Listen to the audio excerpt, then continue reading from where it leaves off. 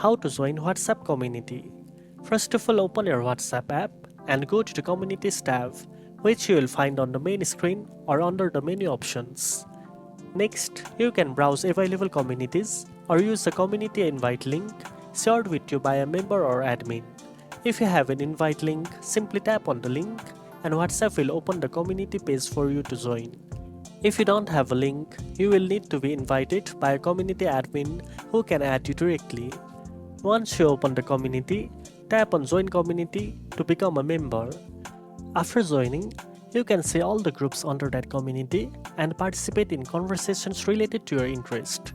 Communities help organize multiple related groups together, making it easier to stay updated and connected. Now you know how to join WhatsApp community. If you found this video helpful, don't forget to like, share and subscribe for more tech tips. Thanks for watching and I'll see you in the next one.